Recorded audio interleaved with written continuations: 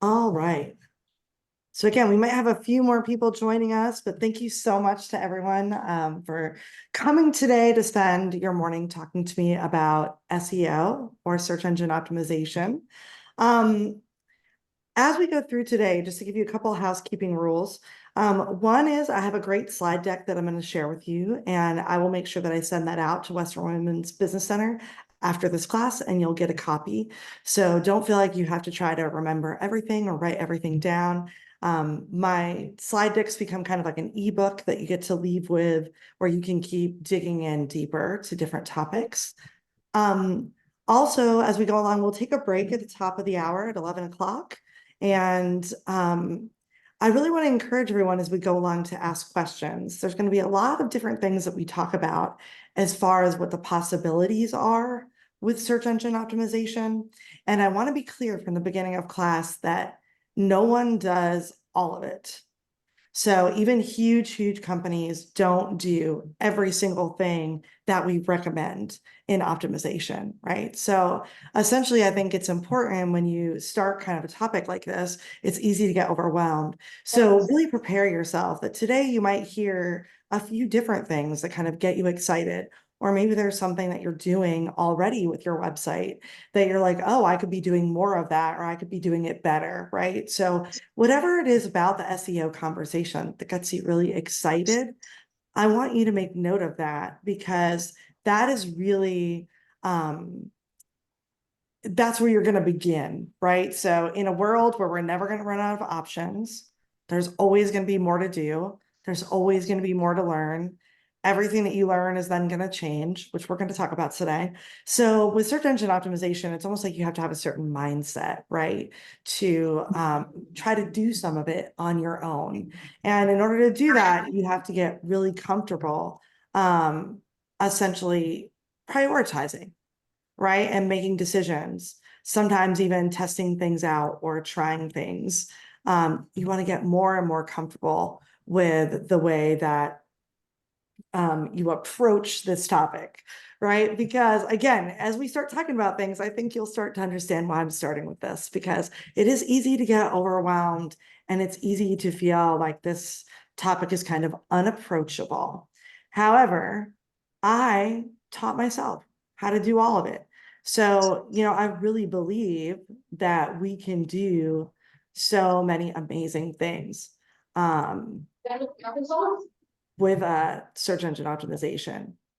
And it's like I said, it's just about prioritizing what we really can do versus what maybe is beyond our skills or what maybe is going to require that we have help, right? So, like I said, for me, I started out in search engine optimization in 2003 when it was essentially kind of something that no one had really heard of very much outside of programmers and coders and tech people. And so this is where I was a writer. I was working basically in corporate healthcare. And, really I was focused on communications, but really hyper focused on writing a wide variety of materials. Writing is what led me to search engine optimization as an interest, right? Because as Google.com got more and more popular, we basically saw that the programmers and the coders and the people developing the technology, they didn't really want to be the front end sort of representation of the technology, right? They realized pretty quickly we need some creatives and communicators to get into this space so they can explain it to the public, so they can help us understand how to make it easier for the public to interface. And so for me, we often think of SEO as very technical, but I find it highly creative. And I find it highly relational, which means it's about how you're connecting to people, right?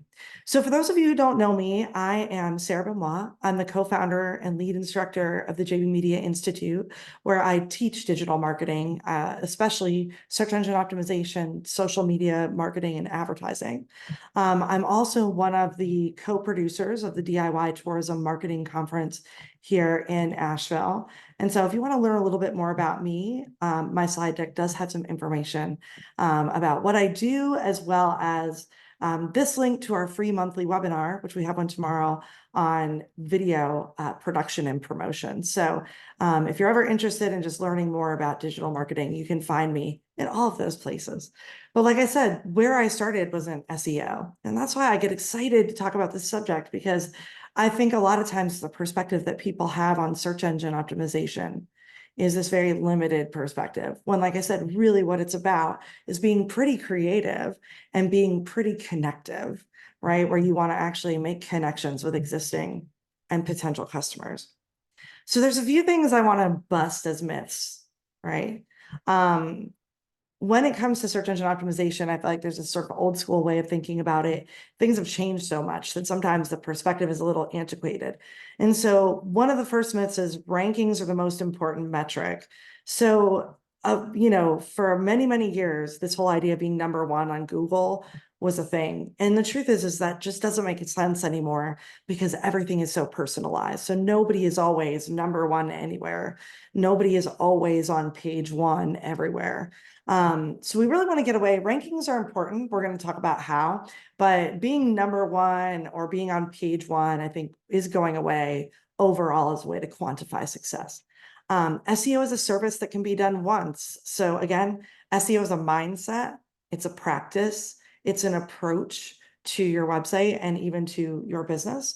So I feel like we've moved from search engine optimization being this thing you can buy to it really being an umbrella term that encompasses a bunch of different services and potential products. And so you have to figure out what approach to SEO makes sense for your company and what you're doing and your website and what your goals are. SEO is a singular service a professional can provide. So again, related to the fact that it can't just be done once, search engine optimization is a process. I also feel like you have to be wary of anybody that tells you that they're one person who can do it all.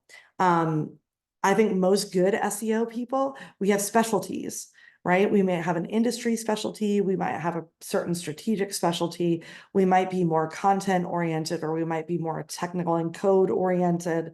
That's where it's important for you to figure out, as a business and as somebody who has a website that you want to promote, how do you make sure that you're purchasing SEO services that are truly right for what you do?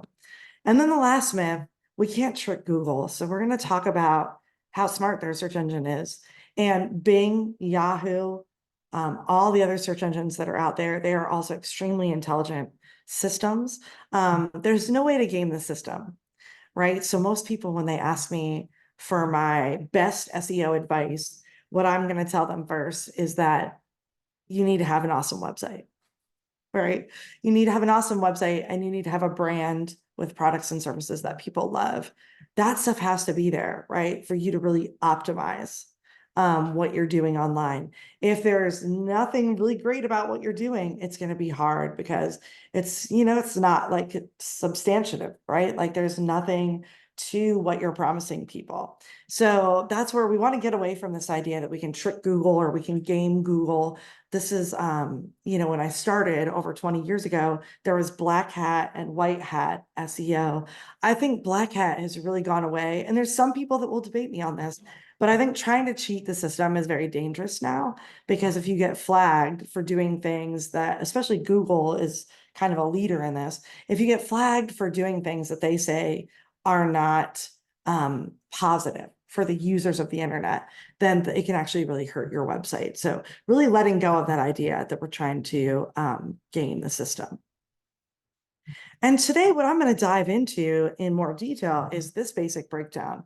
So like I said, I feel like search engine optimization is a mindset, and it's an approach to your business and your website. And it includes a lot of different kind of buckets of potential opportunities where you can get yourself more exposure online. And to me, those 5 top categories are local SEO. So if some of you have a brick and mortar location that you're promoting, there's certain strategies for that. Link building, which has to do a lot with how you're connecting with other websites and getting them to direct people to you in a more organic way. Public relations now is really part of good link building strategy. Keyword architecture, which is what most people think of when they think of search engine optimization, right? They think of keywords, they think of, different phrases, different places that you put the keywords. That still exists. We're going to talk about the value of that. But again, that's just one category. Markup, which is more about code. This is where we actually really add things to the code for the results in a search engine to be stronger. I think we're going to see this is an evolving world right now because of how search engines are going to change over the next few years. And then usability, which is about your website. And that's where how easy your website is to use is a huge part of whether or not you show up higher in the search engines. Right. So to me, it's like I said, when we talk about search engine optimization, we're no longer talking about one strategy or one thing. And there's no formula where I can tell you all to do the same thing. Right. What I can tell you is that we all have different buckets of opportunity to explore. Once we explore them, we start to figure out what are we capable of executing on our own. And like I said, there may be some parts of these categories of optimization where you can't DIY it. You have to go ask for help, but that's okay. Most small businesses and even medium-sized businesses, we're looking at what we can do, doing as much as we can. And then, as we go along, we get better and better. So again, for those of you who just joined, when we talk about search engine optimization, no one's going to do every single thing that I recommend, right? I just want you to have this bigger picture of, what this is and how you can engage with it in a way that's really actionable, because it's easy to get overwhelmed. So I want to stop really quick before we get into some more detail, because we've had some new folks join. Welcome. So glad you are here for the What is SEO in 2024 class. I want to just open up really quick and see if there's any questions about what I'm presenting to you around what search engine optimization is. If some of you might be new to this conversation, so if there's any questions, feel free to unmute or come on camera, and I'm glad to answer them. You can also pop them in the chat if you'd like.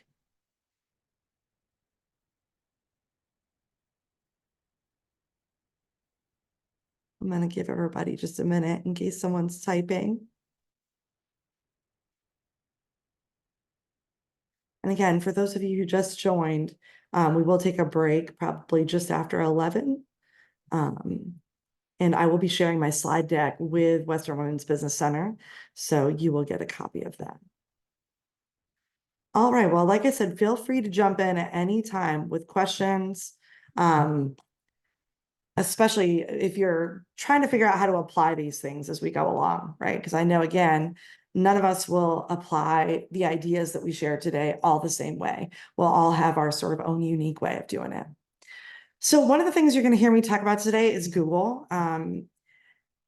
I will say that I am probably personally a little bit biased, and I love Google. So I've been studying Google for 20 years and I find it fascinating.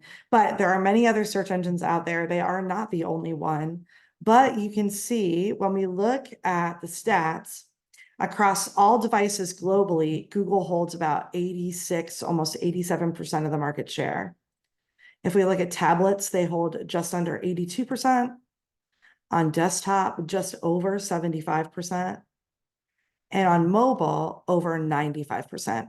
So this is why you're going to hear me reference Google quite a bit. Oh. Like an unending ascent to success. And welcome if you just joined. Whoop. There we go. Sorry, y'all. Hold on 1 second. Literally did that.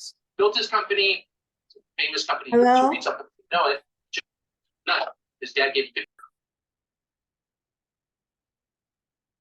Sorry, everyone. Okay, great. I think they muted.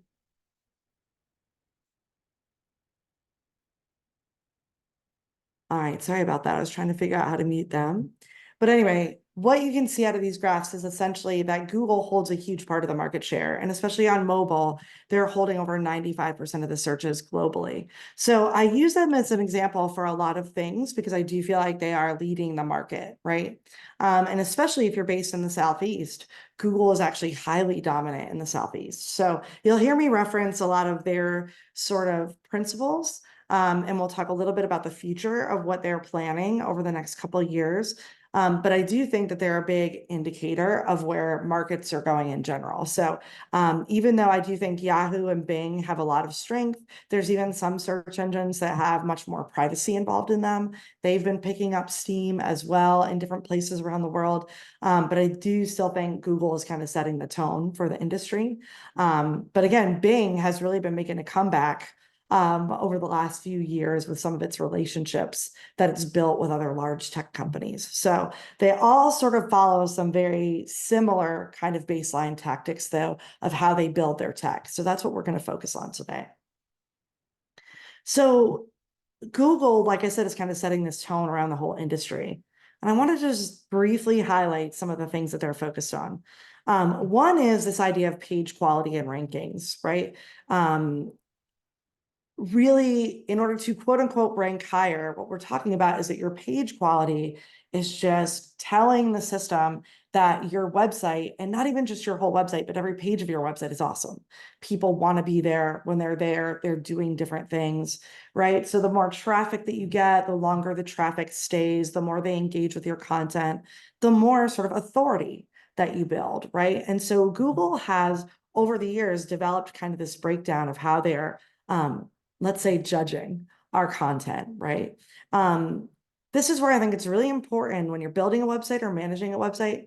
Don't just add things because you think you have to, or because there's a trend, or any of that stuff. Really think about your audiences, think about what you're offering, and like give purpose to the website. So why is the website there? What is it doing for people? What is it doing for your business? The more that you can think clearly about that, the stronger your website's going to be. Right. So that's, I think, a different thing than, let's say, 20 years ago when a lot of people built websites just to have kind of like a visual. Now, this visual has evolved into an actual customer service system, or a place to make purchases, or a place to engage with the company itself and learn more about their products. So you really want your website to kind of be linked in to the mission and vision of what you do and to the real way that you serve people, right?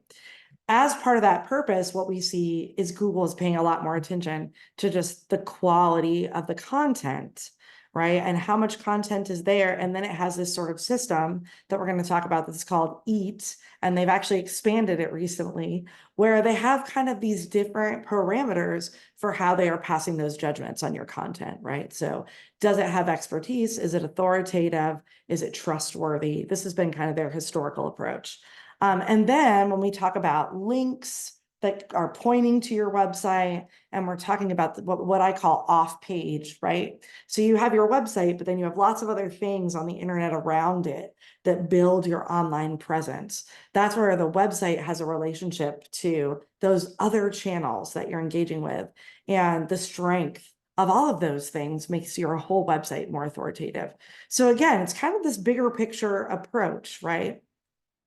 So we're not going to go through all of this in detail, but it's important, I think, to just understand kind of what they mean by this. I think it means we have to spend more time thinking about our websites and why we're changing the content, or why we're adding new features, or when we first build it, what is it really there for? If we can dig into those questions, I think we're almost always going to do better overall, right? To have clarity around this. And again, common purposes, you can have a mix of purposes for your website. So websites are no longer just for sales or marketing. Like I said, they're for customer service, they're for storytelling, they're for celebrating your staff, right? They're for connecting with people on social media and giving them a reason to learn more about you. And so really understanding what it is that you want your website to really truly do and really be about is important. And so Google and many other search engines, they kind of have this way of breaking down the site. Like I mentioned, keyword architecture, breaking the content down into different areas. And so different types of content has different weight and value when it comes to building your website's reputation, right? So main content is like the content that's on your homepage or your about page. It's that thing that's in the middle of the body of the website that most people are reading. Supplementing content can be things that are sort of not front and center, right? Maybe you click deeper into the website to get to them, or maybe you click something to reveal a section, right? And then sometimes monetizing your own website, you have additional content there. And that is read differently by Google. And yeah, Tiffany, thanks for that question. Yeah, if you just joined, I'll be sharing all the slides. They're also recording this today. Um, but yeah, you'll definitely get a copy of everything that I've talked about if you joined late. So again, I've just put in some deeper dives into this so you can sort of understand, especially from the Google perspective, what does this mean? And then there's a little checklist here, right? So really looking at spelling and grammatical errors, looking at how clearly written and easy to understand everything is, and how much each page really explains what it's about. Really making sure that things are factual, things are visually pleasing, not cluttered, not difficult to use, not inaccessible. Right? So there's some basic things that when we talk about all these kind of principles of Google, they're very actionable at the end. And this is why it's important. I think sometimes I talk to your web designer about this if you're working with somebody, to really help them understand that optimization is a priority for your business is very, very valuable, because sometimes they might be a great designer, but they don't know much, let's say, about how Google works. So just having that conversation, if you have a designer, is valuable. Sometimes you might want to hire an SEO person that's separate from that, right? Google also recently, and I'm sorry that says 2024, that's 2023. In the fall, Google basically did a bunch of updates to their system, mostly around the fact that machine learning, which is artificial intelligence, has been part of the search engine for many, many years. But obviously, what we're doing with the machine learning and the AI is really growing, right? And so they've been going back and forth around how do they separate out content that is created by people versus content that is just bot generated. That's an interesting thing that we're seeing just sort of go back and forth right now, because the technology is changing so fast. So if you have an existing website and you're seeing your organic search maybe go down, don't be too afraid right now, because there's lots of changes happening.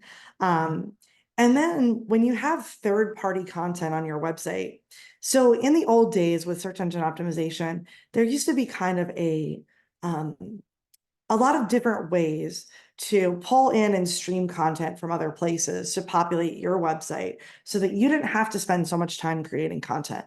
That kind of stuff has become less and less valuable. And Google has always had a strong rule around duplicated content. So they don't want to see 5 websites all with the same exact copy, right? They see that as not useful to people. And so a lot of times that'll push you out of the results rather than helping you, even though way back in the day, that was sometimes a strategy for creating more content. So we're really moving into a world where I think it's incredibly important to think about how you are creating your own original content. And then if you're going to move into the world of using other people's content, to really realize that that might be more of a social media strategy, right? To do user generated content and to share things there. And you could share that stuff on your website as well, but it's not necessarily optimizing your website for the search engine, right? So there may be another content strategy that you're doing for SEO. But a lot of this has been to get rid of any low quality sites that are just regurgitating the same content everywhere. Google doesn't want that to show up in the results because people don't like it. And so a few questions you can ask yourself just right now, like if you have a website, is, when you're looking at what you're doing with your website, especially if you're adding to it or you're removing content, really thinking about, is the content written and reviewed by somebody credible, who knows about this topic? If I'm writing it, do I really know about the topic? How can I make sure that I'm being as honest and open as possible about what this content is? Right? You can write a blog about exploring something you don't know. That's totally fine.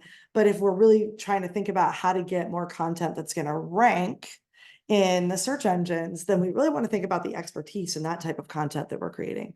Are we changing the date of pages to make them seem fresh without actually updating anything? So I'm not sure how many of you have seen this before, but you might go to a blog or a website that's got news articles. And even though the blog or the article is from 5 years ago, at the top it says updated March 23rd, 2024, right? And so basically that allows it's going to trigger the search engine to, because it's indexing that content, to say, oh, you've updated this content, right? But then if it reads through the content and it's exactly the same thing it was before, then that feels like a misrepresentation. But it's a great way to take existing content and like refresh it, is to actually update it, spruce it up, share more information, and then, say we've actually updated this as of this date. And then, are you doing a lot of new content all at once, or are you removing a lot of older content? Sometimes when you redesign your site, you start making decisions like this. And again, we really want to think about how we serve people, not just cutting things off for no reason, not just saying, oh, we think this doesn't matter. You can use your Google Analytics to know which content matters and which content doesn't. So as an SEO professional, I often tell people, don't just start deleting things, right? Go in and really understand which parts of the website are super popular and are attracting people, and which parts of the website, don't have as much weight. And hey, Bianca, yeah, go ahead and unmute or hop on camera and let me know what questions you got. Yes, thank you. I just wanted to ask, so say that you don't refresh or, change anything on your website, but people are clicking on it regularly to purchase your product. Do you still say, would it still, rank higher? Would it still stay up there if people are going in regularly without me having to change things around on my website? Yeah, so that's a great question. So absolutely, in the SEO world, we don't basically, we don't change things that are working. That's the short answer, right? So with a page like that, if I can see that it's already getting organic search traffic, and when people are hitting the page, they're actually making purchases, that's a page where I really want to preserve the content there, because it's actually really working and it's driving sales. If I felt like that page could be doing more sales, it's not doing quite enough, that might be where I would think about, okay, how could we enhance the page? Which means I don't want to take anything off the page. I want to add some things that would make the page stronger. And I can analyze that, which we'll talk about in just a minute, like how to do that. We'll talk about the content strategy. But yeah, I think anytime that I see pages of a website that are really working, I don't want to make too many changes to them, because they're already doing what we need them to do. And if I start making too many changes, I might hit like a reset with Google. I'll have to re-index things. The number one thing, though, that I don't want to do, just as a pro tip, I could change a lot of different content on the page, but the number one thing I wouldn't want to change is the URL. So the link to that page, it's like mywebsite.com/ colon, and then whatever the name of the page is. Changing the URL is a real reset of a page. It's like starting over, right? So if I was going to make big changes to a very important page that we know is doing well, the key thing that I would want to do is never change the URL itself, right? Like, how do people find the page? And then I wouldn't necessarily want to take away from the content. I might want to add to the content or expand the content. A lot of times, if the page is working, I'm going to do that down lower on the page rather than to interrupt what's happening at the top, or what we call above the fold, which again, we'll dig into more. But hopefully that answers your question. And then, like I said, I think I'll come back and relate to that in a little bit when we're talking about the structure of how to kind of It enhance does. the page. Thank you. Yeah, no problem. That was a great question. Because when you have stuff that's working, we're always like, we don't change things just because, right? Like, the whole goal is, if people are happy, keep giving them what makes them happy. When it's not doing what you need it to do, really check in with yourself and make sure that you're doing what the people need you to do, right? So it's like, when it's working, we want to just strengthen that as much as possible. So the other thing I just wanted to touch on, that again, you can dig into this, is what we call the EAT, right? The expertise, authoritativeness, and trustworthiness. This is really important, I think, if you are in anything related to health, wellness, finances, anything that's like scientific that needs to be really, like cited, anything that has to deal with journalistic types of things, not just financial, but any type of like legal, tax advice. This is where Google search engine in particular is very, very judgmental about what kind of content you're putting out and how that content is presented. Even things that have to do with, like home remodeling, things that have to do with different types of hobbies. What Google's AI and their algorithm has been able to do is really understand that there's some places where we have to have certain types of experts, like the medical field, right? If you don't have an MD, then you shouldn't be giving people medical advice. And even if you do, you probably shouldn't be doing it on the internet. So basically, there's these like sort of really strict rules around some industries like that. And then when it comes to other things where there is expertise that's required, but regular people, right, could just be really good at a particular skill, and they might be a real expert that is something to offer. So like, how do we kind of break these things down? So this is where Google has really been the leader of this, and really thinking about what parts of internet stuff and the content that they create have to be really monitored at a deeper level, so that we're not telling people to do something that's really dangerous or not okay, or could harm them financially or health wise. But how do we also differentiate that there could be, let's say, whole forums of woodworkers, some of whom are just hobbyists, but everybody has something to contribute? How do we judge those things maybe a little differently? And what they kind of call this is the your money, your life kind of category of things, right? And so there's just, if you're falling into these types of industries, you're going to find that there's like different levels of judgment.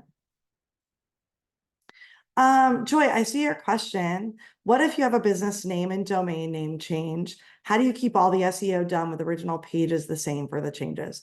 So this is where the reality is you're not. So when you change the domain of your website, the only option is for you to work with an SEO expert that is going to take every old URL on the old domain and do what we call a 301 redirect. And what you're doing when you do that is you say, here's all the pages from the old website on the old domain.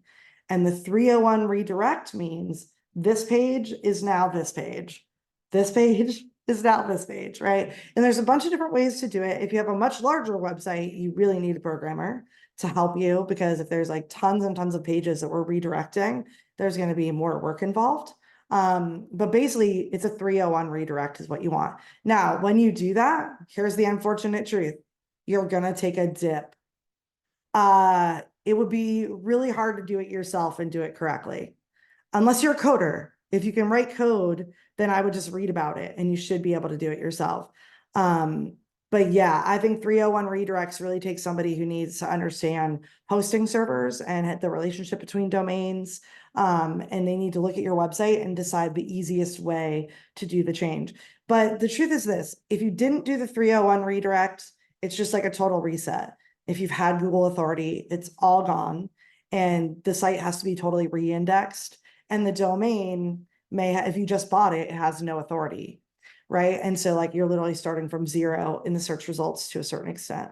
If you do the 301 redirects, what we typically see is a dip for like 90 days, sometimes longer. And so like the organic search traffic will go down, but as the 301 redirects are indexed, all of that stuff should eventually build back. And if you actually built a better website in some way or better optimize the website, it might do even better than the last version, but you should always plan for like a 6-month dip in authority. And then Shanta, I see your question. What if you change domains and don't have access to the old domain? Can you still do a 301 redirect? My feeling would be no, because you needed to have all the URLs from the old domain. So like you would have needed to already have that list that you've pulled that says this was every page on the old website, and we're going to correlate those pages to the new website. And even if you did it just like from the domain side, which means this.com, 301 redirect to this.com, I'm pretty sure you need settings for the old domain. So a programmer might know some sort of like into that, but I definitely don't, because I feel like I usually have to have access to both domains, right? So a lot of times, let's say somebody buys a business, and then they're going to change the name. Usually when they bought the business, they hopefully bought the domain with the business. Yeah. Great questions though, because again, switching your domain is a huge deal. And even changing your page URLs, you are literally resetting whatever authority you've built at that point, unless you understand how to do really good 301 redirects.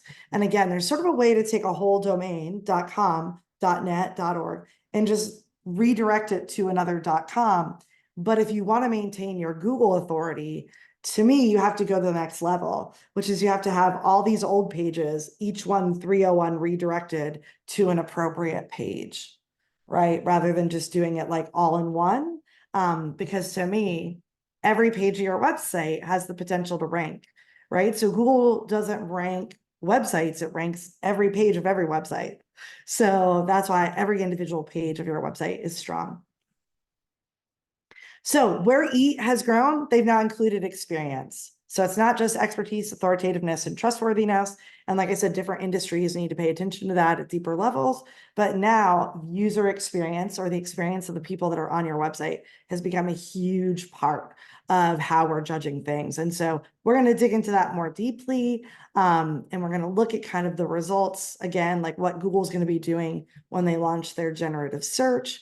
But the way that we're presenting information is really changing, and Google is getting tighter and tighter about making sure that when we optimize, it is for people, right? And their search engine, not just to try to game their search engine, right? Because when we try to game the search engine, typically what happens is we make our websites worse and we don't give people a better experience. So they're getting a lot more like strict about this, and they really want us to be thinking about people first, right?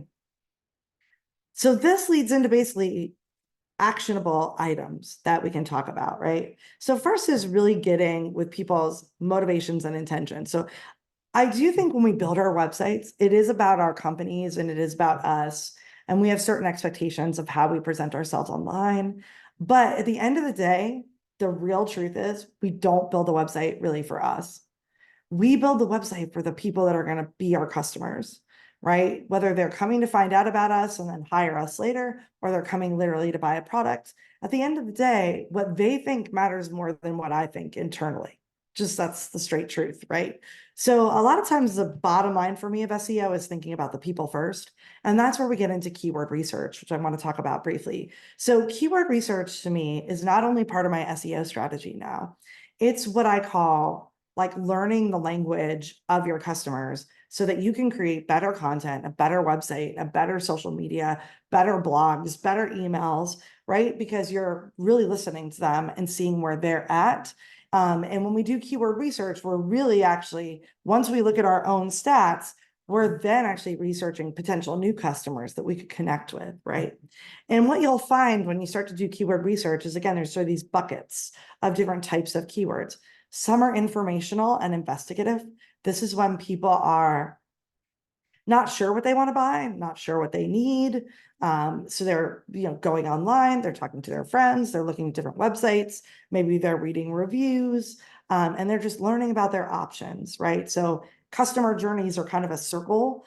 A lot of times we're actually like starting out with like a few suggestions from people we know, and then expanding our searches and then refining our searches. Sometimes we're doing it a little bit differently depending on like how big the purchase is, but we're always sort of starting with one intent and then moving into what we call the transactional intent, right?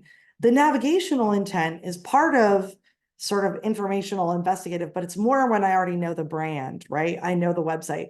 I've been to your Facebook before, I've been in your store before, something like that. And I just search Google for your actual name, it goes straight there, right? So a lot of times, like in that beginning part of the customer journey, they're investigating, they're looking for information, they're learning more, they might find out about certain brands, check them out more deeply. But then that rest of the part of the circle is them actually becoming a customer, right? And actually converting into something.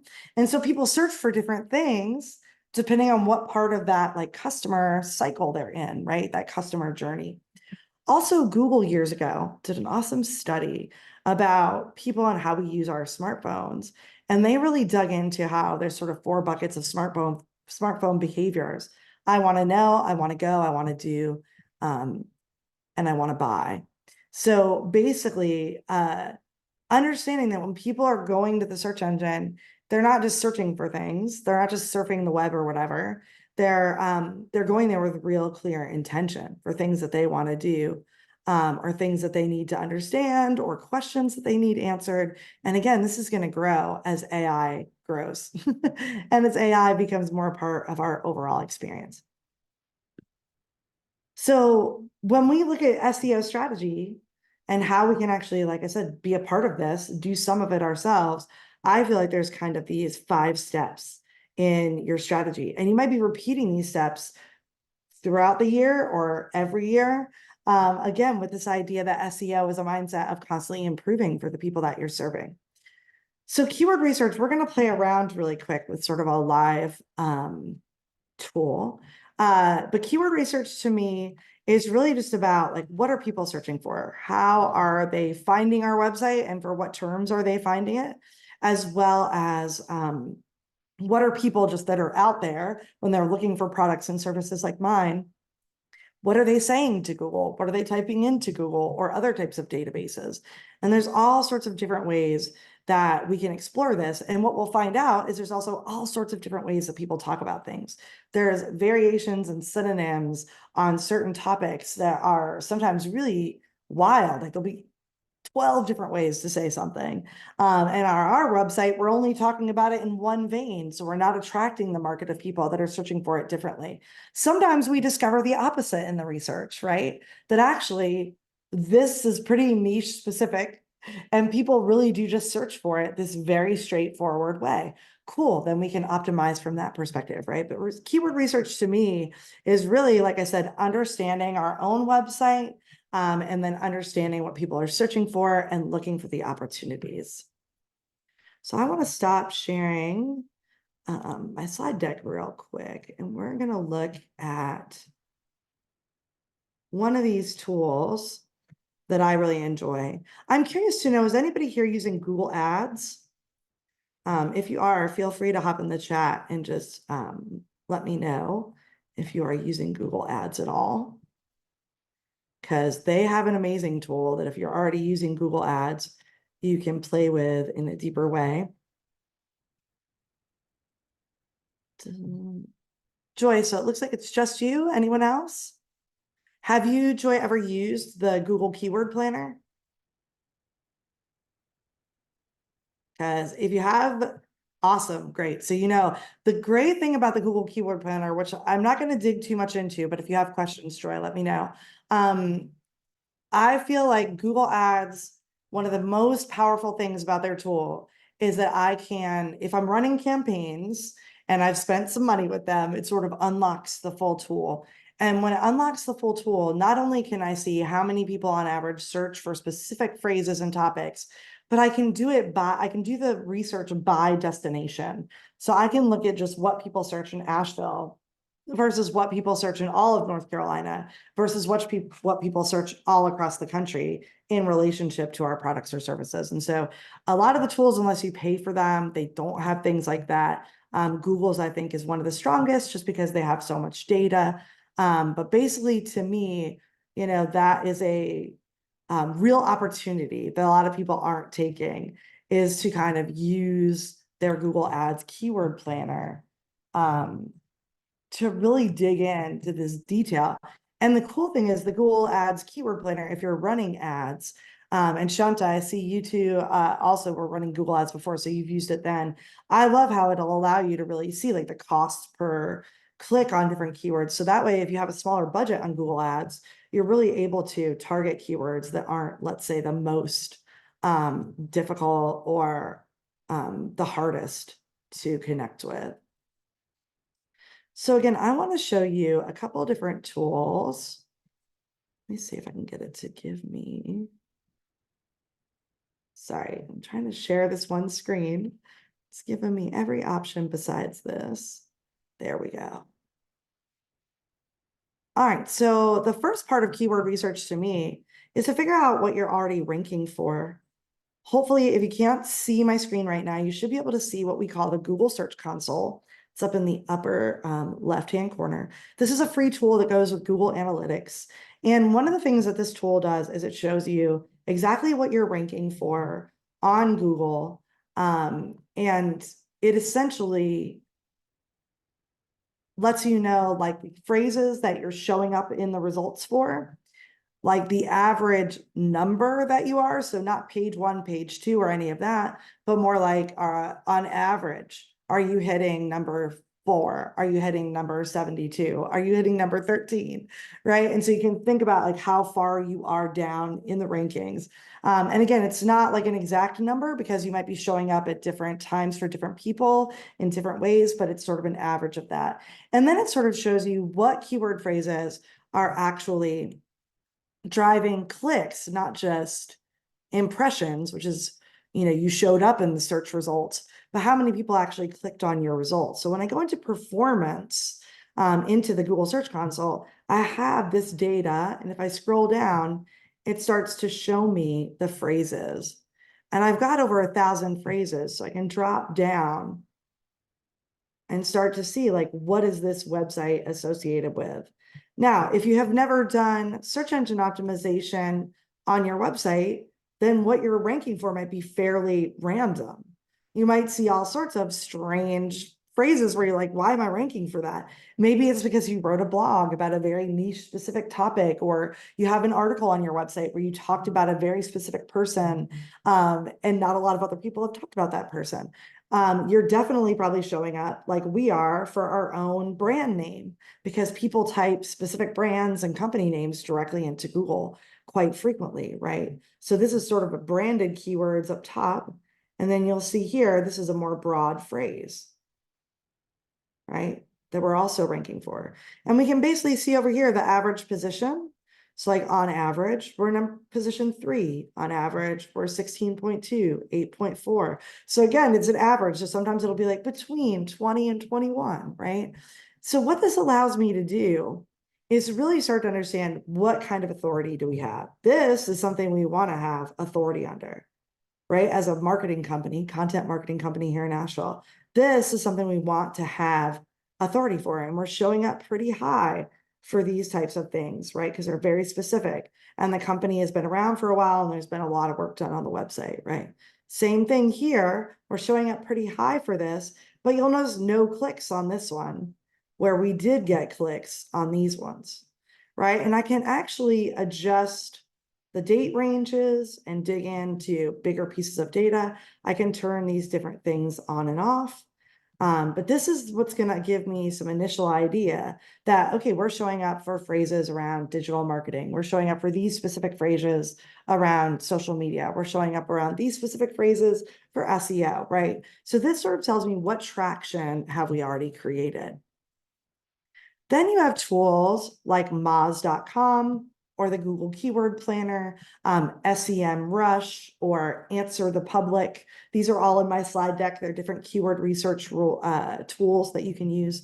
On Moz, you don't have to sign up for a free trial. You can actually go into the free tools and make just a free account that you can log into. And then from here, you have access to their Keyword Explorer. So while I'm talking about this for a minute, if anybody has a keyword topic you'd like me to use an example, throw it in the chat and I'll pick one, so we can sort of test this out and show how it works. But basically, when I log into Moz, there's lots of free SEO tools. The Keyword Explorer is just one of them.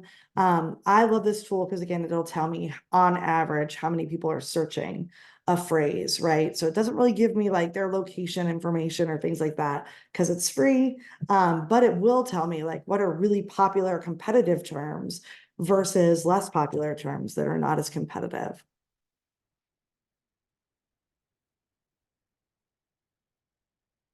Awesome. So thanks for that example. So we're going to type this in because this is good and broad, which one of the things that I think you'll start to realize when you do keyword research is people actually are not as broad as you think they are, because most people have very specific things they're looking for. And so just throwing that out there, because we might want another one that's even more specific to play with. But let's just see what happens here. So again, right now it's giving me a whole bunch of information. One is it's doing a SERP analysis, which basically kind of tells me a little bit about who's already ranking high for this. So like balloonCharlotte.com is ranking high, Balloon Planet, theconfetticastle.com. So that right there, if I clicked into the SERP analysis, it would start to show me some competition, right? But if I want to see what people are searching for related to this, I want to go into the keyword suggestions and say, like, basically see all of the different suggestions. Now, when they first do this, you'll see my phrase is right at the top. But then it's bringing in all sorts of different things that are related. And because we're going so broad, we might get some really broad responses here. That's where you might want to click through some of Moz's sort of filtering tools. You can also say that you want to exclude a certain part of a phrase or include certain phrases to filter what you're looking at, right? And so this will allow you to kind of filter things through. But what we can see here is it immediately takes us to a brand word, Party City, that people just search for that. Things specifically like the types of balloons they want. Helium balloon, Charlotte, North Carolina, right? You'll see there's some really wide things because again, Charlotte, we didn't say Charlotte NC, so we didn't like qualify it like that in some ways. It did pick up on those, but it's also bringing us some stuff that's sort of out of our range potentially. But what you'll see here is monthly volume. See these different columns, right? This again is sort of telling us what is the sort of difficulty, right? Like how competitive are these words going to be in a search engine? And then how frequently are they being searched, which is basically like an average searches per month. So Charlotte balloons, actually, they're saying it's not searched very frequently. But what we can do is change the monthly volume. And it's going to bring like the most popular sort of balloon related terms to the top. And as we scroll down, we're going to see it sort of like shrinks down, right? So one of the things that we learn right away here is basically that Party City is a big brand. They're probably a big competitor in different ways. Not sure about edible arrangements. I didn't know they did too many balloons, but maybe they do. But as we scroll down, we start to see things like, you know, parties is part of the balloon conversation, right? Party balloons, birthday party balloons, then the types of balloons, helium balloons, things like that, right? And you'll see there's even like helium tank rental, which is again is an adjacent term. So again, I could pull out different things and exclude them to narrow my list down. Delivery, right, versus just buying the balloons. So we're already starting to learn just in our first pass of the behaviors and the intentions that formulate how people look for things, right? And so what I do with a lot of this is I basically export this into a spreadsheet, and then I really go through and I pull out all the terms that I think are most valuable for the client. And then we actually sit down and the client tells me basically what they think are the most important things based on their products and services.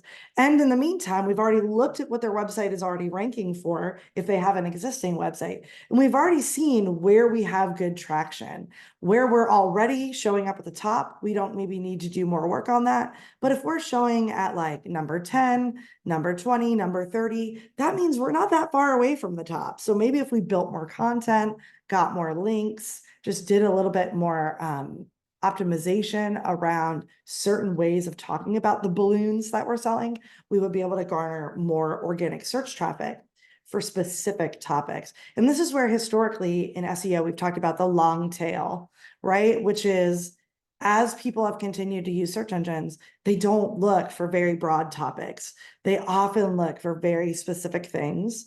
Also, sometimes the broader topics are much more competitive. And if you don't have a budget or you're a small business, you're DIYing your website, you're going to struggle to go after super competitive keywords because the people that you're competing against have money, they have a programmer, they have ways to optimize their website in a deeper way. So really figuring out the long tail, or what is basically your more specific terms that are going to be in a competition range that are right for your business and also really suit your products and services and your audiences. That's like the sweet spot that when you work with an SEO person, we're trying to help you figure out that sweet spot.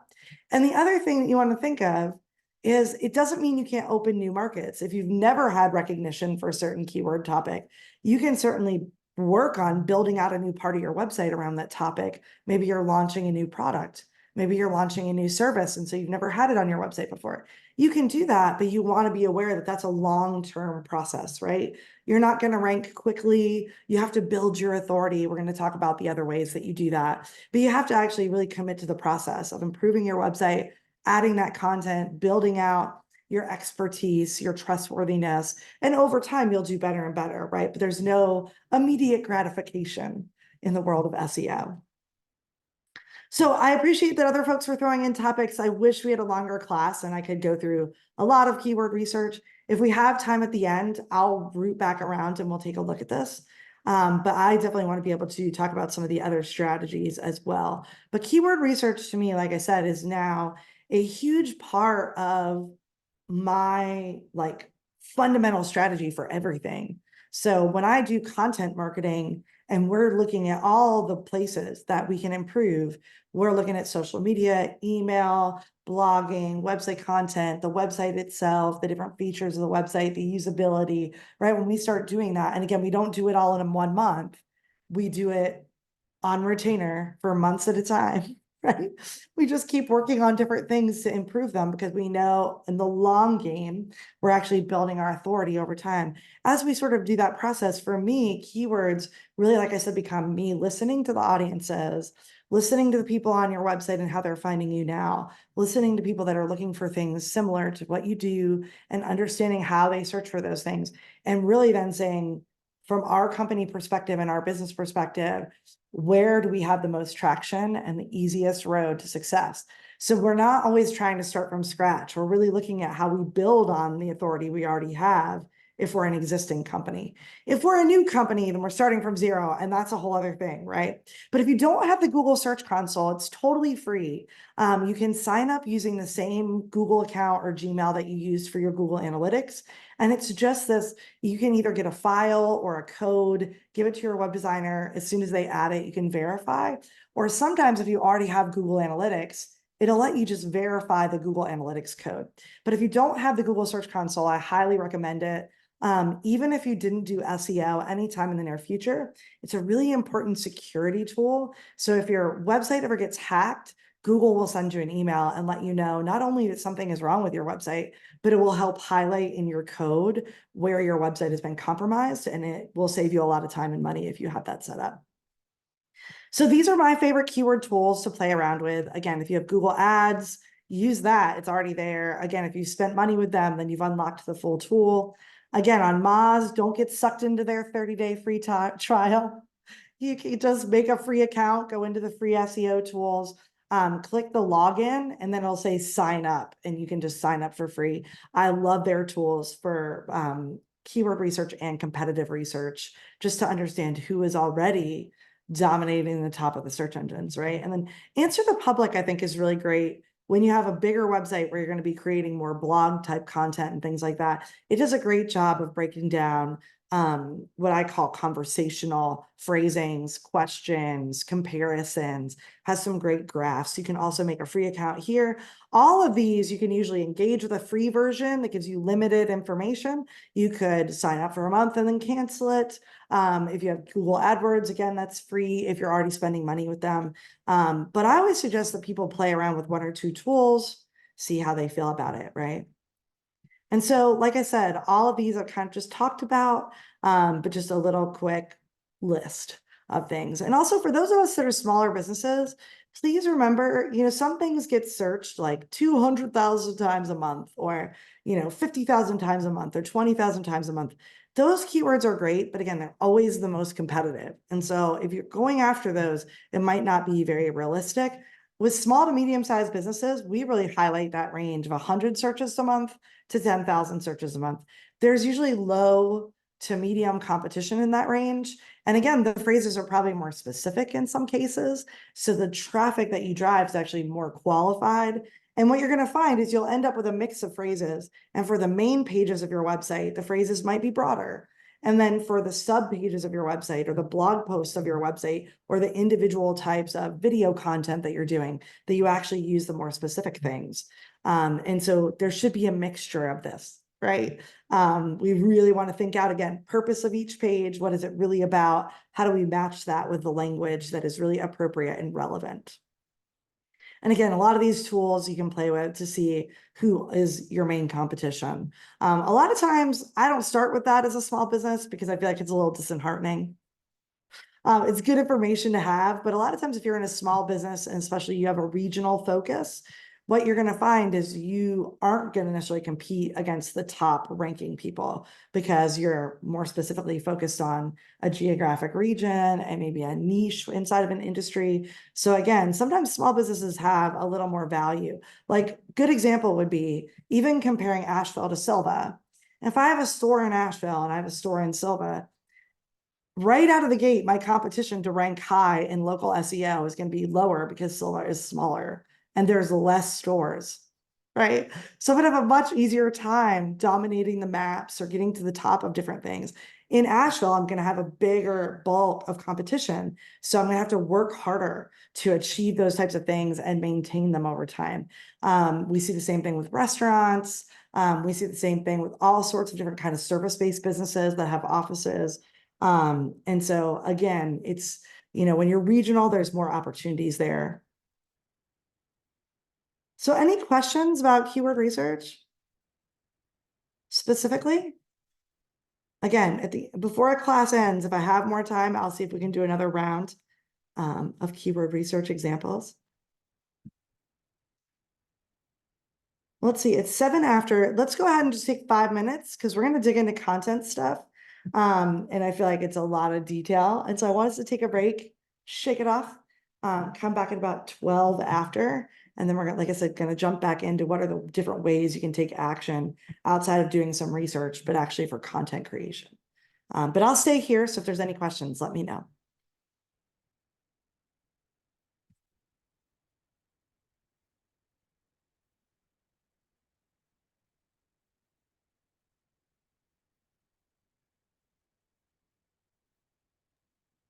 This is really great, Sarah. It's been a while since I've taken one of your courses, and wow, things have changed. Oh yeah. And wait till the end when we talk about how it's about to change. Woohoo. All right. Yeah. Thanks. Yeah, thank you for staying on top of this. You've been a professional in this area for so long, and our small businesses gain such knowledge and expertise from you with the content that you offer to us through our different partnerships. And the Small Business Center at ENCO really appreciates partnering with Western Women's Business Center to bring you to the masses of North Carolina across the state. I'm so pleased to see everyone here. Thanks so much. I really appreciate it. Me too. I love this subject. It's one of my favorites.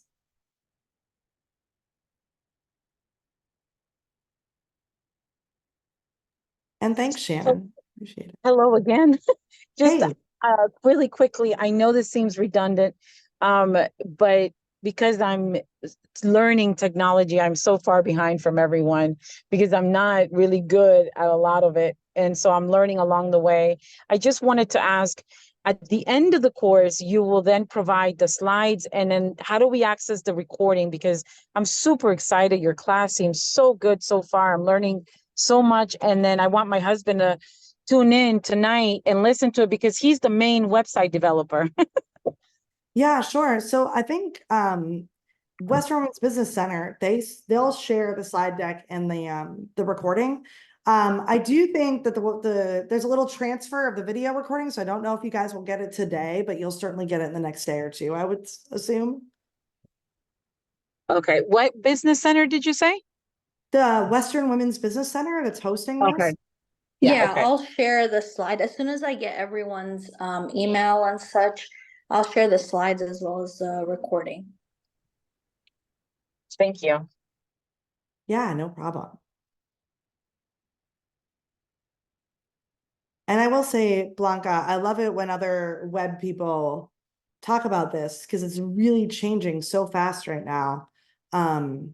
Yeah, it's just important to be talking about it and continuing to learn and continuing to expose yourself to what they're changing. That's why at the end, like I said, I'm excited to show you guys what Google has in store, although they haven't announced when they're going to let us tell everybody yet. But like they keep saying they're going to launch it, but we just don't know when. We're going to get all surprised, I feel. This is very exciting. I've been using Chat GPT. I've been using video AI to create commercials. I'm super excited. I can't believe how much easier, I want to say, if we had this stuff growing up, man, we'd Yeah. rule the world. Yeah. This generation has it a lot easier, I feel, than we did growing up with all this AI. Yeah, and I will say too, like Google, I'm going to show you guys what they've been working on because they've been a little slower to launch their stuff because they have some real ethical, like they have some really strong ethics around when they release their stuff and where it's at. But they have an awesome Google Labs. If you have a Gmail, you can sort of check out all the different things that they're working on. And so I've also been testing ChatGPT and a number of other tools. I teach a lot of ethics, and so I think there's a lot of questions around which companies we choose. But Google's stuff is super cool. Like, and ChatGPT is doing some amazing things, and even Canva. I don't know how many of you have used Canva for like social media graphics. They launched AI tools in the fall that I hands down love. It's like making my social media graphic design so much faster and easier. And I can brand everything so much better. It's really cool. And Joy, I see your question while everybody's joining us because we're going to get started in just a minute. I mean, what we're talking about is organic SEO. So I'm not sure what you mean when you say, what do I think about organic SEO? I mean, I think organic SEO, again, is one of the core things that everybody needs to understand if they have a website. But I think it really is now, after 20 years in the industry, less about like optimizing to sort of like get Google to do things. And it's more about optimizing so people have a great time, which I think strengthens the organic aspect of it, right? That it's really about making connections with people. Yeah, so to me, search engine optimization, in my mind, everything we've talked about so far is organic. It's about content, it's about natural links. None of this stuff is kind of a, even markup is just about having the right things in your code and having a programmer who's knowledgeable enter them in. So like a good example of that is if I have an e-commerce website and I have lots of different products, there's a way that I can optimize those products in the code in a stronger way so that when they show up in the Google search results, they look better. I can also connect into Google Shopping for SEO if I have an e-commerce website. And basically when I do that, I'm going to put my products into a completely different part of the search results, right? But it's all organic. None of it is paid. That's all still just making sure that you're connecting into different parts of the algorithm. And some of that stuff is like more on the technical side, right? That's why like markup is about coding, which I think is more technical than, let's say, just writing content on the front end. But all that stuff is basically organic. All right, so welcome back, everyone. I'm going to hop back into the slides really quick, but again, we are going to look at some other examples of things before we wrap up today. And again, thanks for the questions while on the break. Feel free to drop them in the chat at any time. So in the world of search engine optimization, we've always kind of split it into two things, on page and off page. And like I said, that's because some things in optimization are being done right on your website, which is kind of the center of everything. It's like the real estate that you own on the web. So your website is there. We do things on the website that make it stronger. And then off page is all the other things around your website on the internet that can be consistent. They can be trustworthy. They can be expert information. They can be authoritative. So it's like I said, we have our online presence is more than just our website. When all those things are really thought about and strategized around, then we have great off-page SEO as well. So I separated this out into those two things. For on-page, most of what we do now is what we call content strategy or content marketing, right? And so it's funny, we always used to say in SEO, like content is king, and then social media kind of made that stronger. But there's this idea that it's not just about the content, it's about what people do with it. So that's where we would say if content's king, then conversion is queen, right? The actions people take are equally as important as the content itself. We don't just make content for content's sake. We make content because it's helping people, it's entertaining them, it's educating them, it's getting them to the products they need and want to buy. And so really, it's not about how much content you're creating. It's about the quality of that content, the value of that content, and how engaged people are in the content. And this is where social media has been a deep influence on SEO, which is why we have to care about this so much. A lot of times in SEO, you'll hear people saying, well, we're going to do keyword research and make a bunch of new pages. It's not that I don't think there will be opportunities to make new pages on your website or to add new blogs, add new articles, grow your website in some way. But I think when we start with SEO, we start with what do we already have? How well is it doing? What can we enhance? Because that's taking where we already have traction and making it stronger, right? And so again, not the things that are already at the top, right, and doing really well. We don't necessarily need to change those, but the things that are at number 7, number 15, number 24, number 38, those things are not that far from the top. They're already getting some level of authority. We might be able to enhance those pages so they go up, right? We might just be able to add more information. We might be able to edit for better keywords. We might be able to add a video to the page or something that's more engaging, like a sign up. We might be able to have some longer content at the bottom that proves our expertise about something. So again, we don't want to always start with new. We want to really analyze our existing websites, see what opportunities we have, then look at the new opportunities. Because when we build off of our traction and the existing authority, we actually get more results more quickly. And when we start from scratch and we build brand new authority, it takes quite a while. Like I said, and there's no immediate gratification. Most SEO people that I think are really authentically true in their craft, we know that we are going to have to do something for 6 months or 12 months to get a result. We are not going to get a real strong result in even 3 months or 4 months, right? Because it's more of a mindset, it's more of a practice. It's not like buying an ad, right? In your website, there's lots of different places where you can add stronger keyword phrasings or ways of kind of highlighting the topics of the page. Again, we don't want to keyword stuff. We don't want to repeat keywords everywhere. That's all old news from like 2005, and it was banned around 2010. So really what we're doing again is looking for opportunities. It's a good thing for people when our website pages have headings so they can scan and then choose what they want to read. What we put in those headings is recognized more by Google.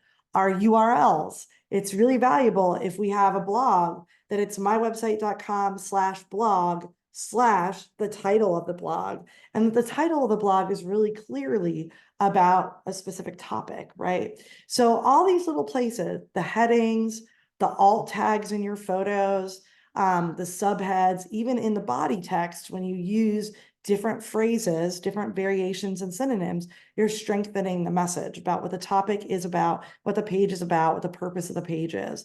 So this is something you can read a lot about because it's been around for many years, right? The only thing is you never want to keyword stuff. You don't want to repeat things over and over. That's a very antiquated view, and Google will ban you for doing that. So I always tell people when I optimize a page for a specific topic and I'm using different phrases, if I read it out loud and it sounds repetitive, I'm over optimizing and I need to dial it back a little bit, right? So really just understanding we want quality content that's super awesome that people love and is useful or entertaining to them. We also want to take every opportunity we can to be clear with Google what our page is truly about. So we're balancing those things at all times, and especially alt tags for photos. If the photo is not about a keyword, you don't put a keyword there. Right. So if I'm an accountant and I have a website and I put up pictures of the Appalachian Mountains, I don't tag photos of the mountains with Asheville accountant, right? Because people who are using assistive technology who have some type of limited physical capability, right? Or they have vision impairment, these are being read to them out loud, and it's supposed to give them context because they can't see everything on the screen. And so we don't want to squeeze keywords where they don't belong. But if I have an e-commerce website and I have some product keywords and I have pictures of my products, it's appropriate for me to use those product keywords in the alt tags of the photos, right? So it's just a good example of how old school thinking versus new school thinking. We're still doing some of the same things, but we want to make sure that we're not just stuffing things, being repetitive, because that's a bad experience for people. And especially Google is going to be a taskmaster about this, right? I think I don't know how many of you are blogging. If you are, please hop in the chat and let us know. feel free to share a link to your blog so we can all check it out. But blogging is a great way to have a place on your website where you're adding fresh content and you're able to talk about more niche specific topics in a really organized way. And a lot of people think of blogging as kind of old school. I've done so many creative things with blogs. My most favorite one was years and years ago. I built a website where the woman was a private chef on one of the Virgin Islands. And she didn't want to like blog every week or whatever. She didn't have time for that. What she wanted though was a place to direct the people that hired her to go to learn more about the town and more about the island and what they should do, and to recommend specific people that she was friends with. So we just made we use the blog, which is on WordPress on her website. We use that system, but I called the blog Island Life. And I removed all the dates and other things. And she just had this great little tab in her menu where if you clicked Island Life, she had different categories: restaurants, boat rentals, private beaches, places to stay, right? And she basically just included all of her favorite people, linked to their websites, gave them a reason to link back to her. And again, because we removed the dates so nobody could see them, she didn't have to worry about things being up there for a long time. And it was more something she just referred to her clients, but it also gave her website this fresh place to add content now and again that was interesting, where she could tell a little bit about her story of living there for 40 years. Sometimes you could call your blog the library. Sometimes you call it news. Sometimes you call it resources, whatever that is. Blogs often, you don't have to just, it doesn't like limit you just to written content. You could embed YouTube videos. You could do all sorts of things with that area. So there's a way for the site to have more dynamic content, right? So we've moved away from like blogging in 2005, and we've kind of created like a tool that we can use to just make our websites more interactive. It doesn't look like anybody's working on blogs or sort of article areas. If you're doing videos, you also have chances to optimize as well. So especially if you're using YouTube and you have a YouTube channel, YouTube is the second largest search engine in the world, owned by the largest search engine in the world, which is Google. And so I often tell people, use your keyword research and create some videos maybe out of some of those ideas. Use those videos on your website and build a channel that has these great videos where the titles of the videos are things that people actually search for, right? So rather than just like randomly coming up with your video content, if you want to have an SEO strategy, you can really use something like YouTube and your website together to really build up some great authority around different topics. And again, keyword research can give you the ideas for this. And again, this strategy doesn't work for everybody, but it can work for a lot of different people. I think sometimes this is a little harder if you're just selling a product in an e-commerce store, but if you're more service-based video optimization, because of the educational nature of what you're doing as a service, might, give you more opportunity there to build out sort of your YouTube channel to mirror your website and have real strong keyword authority connections, right? And then looking at the role of AI. So I know Blanca was saying she's already using AI for different things. There's a lot of different tools out there. I do think that AI can do a great job of going to, let's say, ChatGPT or Google Gemini, which Google Gemini, if you have a Gmail, you can use it for free. Right now, it's their version of sort of this like text-based artificial intelligence. I prefer Google Gemini for SEO because Google is the leader of SEO. So I kind of prefer using that for my SEO work, but I can get in there and generate a lot of ideas right now. I still want to do research because AI is not wholly trustworthy. The answers that it gives you, there's no way to prove that they're accurate. So I'll generate keyword ideas, but I'll still do some research to really look at the data behind those keywords. I might even ask it questions about competition and see if it can give me any feedback about other competitors that I know of or other types of businesses or sites that are ranking for certain things. But again, I might want to go do competitive research to actually prove that what the AI told me is true. And a lot of times, Google Gemini or ChatGPT, they will literally in their answer tell you that they can't verify the information to prove that it's correct. So I still like to do my own research, but generating ideas, especially if you're new to SEO, this can be super helpful because if you've never done it before, these products will help you have a conversation about it. I've also been able to copy my own content, put it into Google Gemini, and basically say, I want you to take these 7 keywords and optimize this piece of content. And again, I'm an expert, so I'm always going through for quality control, making sure nothing's repetitive, really making sure that it's our brand voice, that it's something that we're proud of. But a lot of times I'm saving a lot of time by asking something like ChatGPT to help me. And it does have a very basic knowledge of these things, you know. It's just you don't want to necessarily do that and then copy and paste it and just put it on your website, right?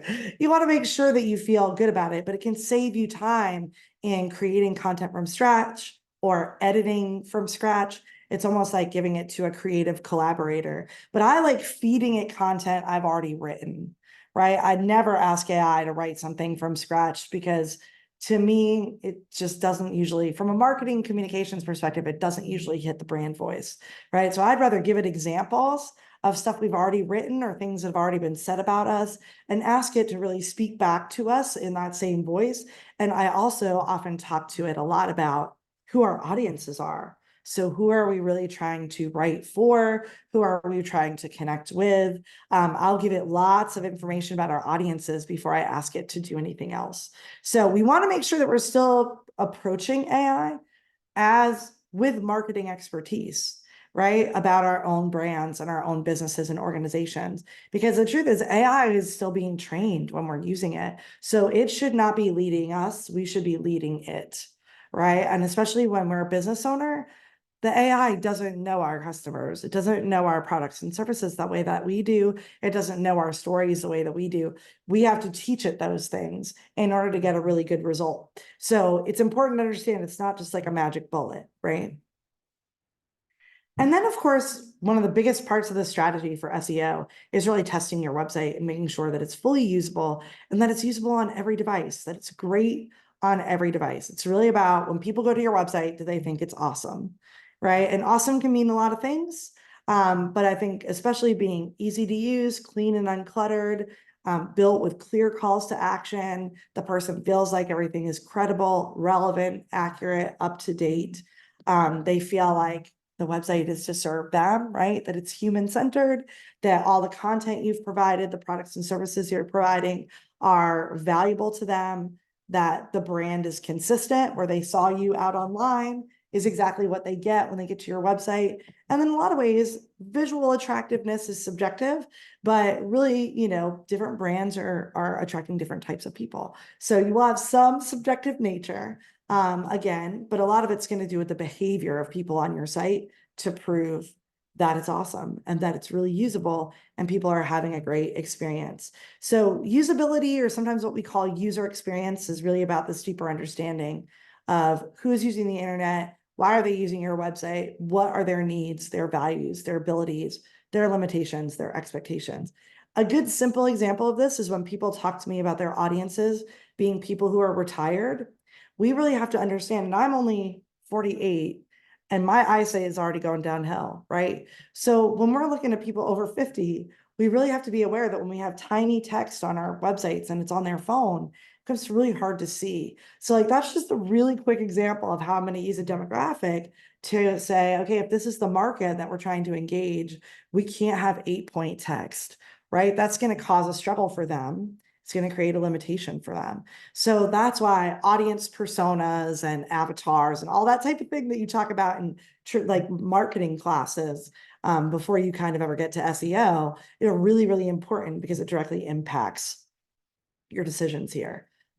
Also, there's all sorts of just basic things with your website you can think about. Again, we already talked about the goals of the website, the purposes of the page, knowing your audiences, really think about those calls to action. Is it easy for people to know what you want them to do, right? That's really key. We don't want to bury the point. Because again, people are scrolling through the internet really fast. They're not going to dig. But one thing we can always think about, anybody, like all the work that you're doing on your site, what is what we call above the fold on different devices? So if I'm on a laptop, what fits in the screen? What's the first thing I engage with? When I'm on a tablet, what fits in that screen? What's the first thing I'm engaging with? When I'm on my phone, even that smaller screen, what fits in that first screen? The majority of people hit that first screen, right? Like everybody hits that first above the fold view if they come to the website. After that, we're losing people as they scroll further down because only small percentages of people are going to get to the bottom. If you're lucky, 20% of the people are getting to the bottom footer of your website, right, on any page. So what's at the top is really, really valuable, right? If we're taking up that whole space with just one photo and no call to action, I feel like that's a missed opportunity from a usability perspective, right? Even if it's just a tap and arrow that rolls them to the next step, that's going to help them engage more. So we really want to test that and think about that. When we're letting somebody build our website for us, we want to go and look at it on our devices and see how we feel about that, right? We want people to feel like when they get to the website, this is for me. Yep, this is what I was looking for. Now I go to the next step, right? Because we have about 3 seconds to engage them. Mobile friendliness, so whether or not your website performs well on a phone is really important. Google has free tools where you can test your website and see how it does on desktops and laptops versus mobile devices, which is mostly phones, but some tablets. So you can go to those links and actually test it out. A lot of times you're going to find there's technical things that you can't fix, but maybe you don't know how to edit your photos. So your photos are slowing things down. That means you need to learn how to make your photos web ready and under 300 kilobytes before you put them on your website, right? Because if we put a 1 meg photo up there, 2 megabyte photo, it's going to start slowing down the page. That creates a usability issue. So you can test and see, is your homepage doing well? Are the pages that you know get a lot of traffic, are they doing well? Are they loading fast? 3 seconds is ideal. 5, okay. After that, little questionable, right? And then just really thinking about colors. I think it's really important to remember lots of people are looking at their phones. If text and backgrounds are not really clear, it's creating a bad experience for folks. So being really cautious when you put color on top of color, being really cautious when you put text on top of brighter colors, and really understanding that colors, the reason why you create a brand with a style guide is because colors have an impact on people's feelings, right? It is a huge part of how people engage with the world. And if they're colorblind, there's whole other things that you have to consider. So there's certain colors that can't be on top of each other, right? Because colorblind people, which are probably 12, like between 8 and 12% of the population, depending on which pool of colorblind people we're talking about. There's some things that if you lay the colors on top of it, just disappears for certain people. So really having a designer that can think about this part of accessibility and just how colors play together, I think is really valuable. And again, color is, 85 to 90% of why people do things is often associated with this when they've studied it. That's actually been true for many, many years, right? So just understanding the difference between warm and cool colors and the, like I said, emotional impact of things. There's also sometimes cultural impact of different colors if you're selling to people outside of our country.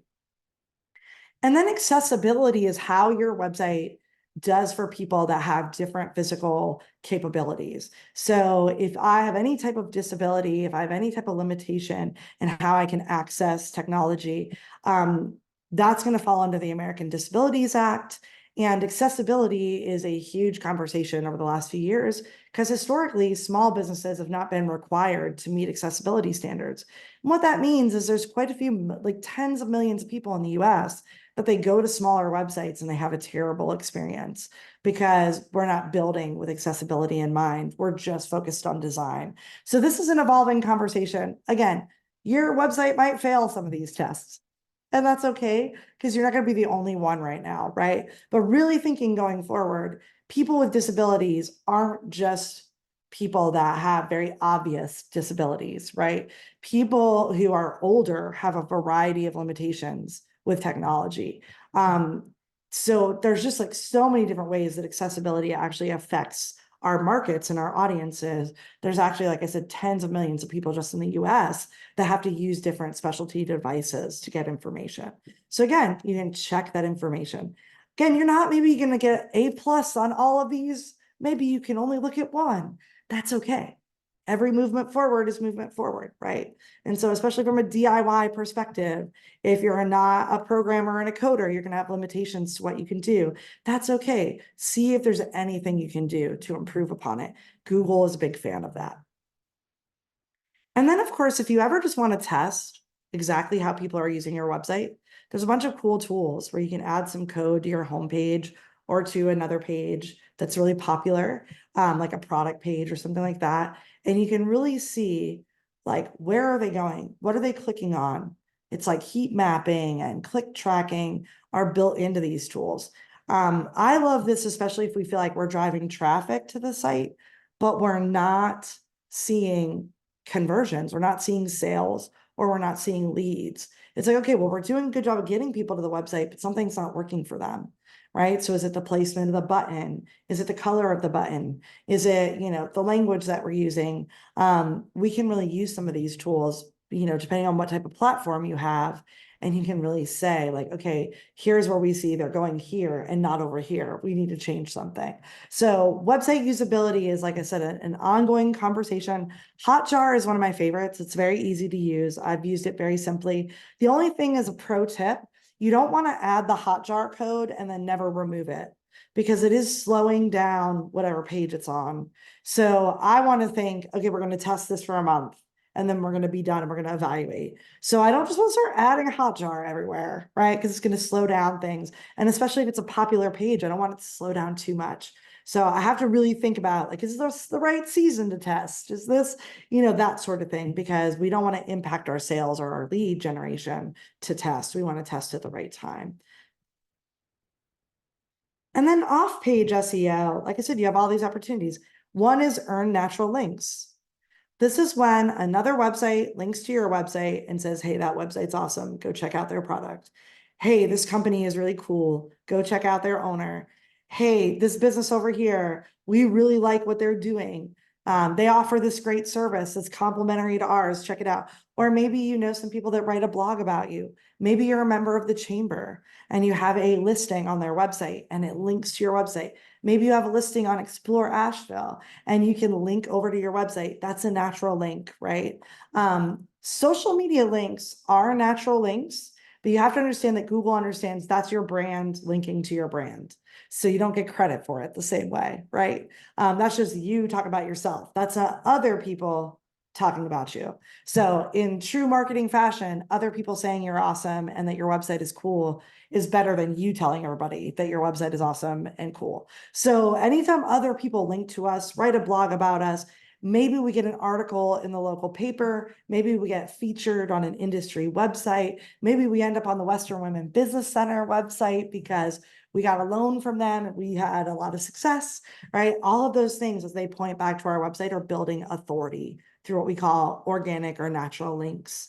This is probably the hardest part of SEO to do because you can't buy links or you'll get penalized in a lot of ways. Advertising doesn't really, it doesn't count as a natural link. It has value because it's going to drive a lot of traffic. And if that traffic stays on your website and engages with a bunch of content, you're proving that your website's really usable. But the link from an ad doesn't really count, right? The link from your own social media doesn't really count. So this is something that, again, is a long game. You're hoping over time that you're getting more attention from different places. This is why PR now plays such a big role.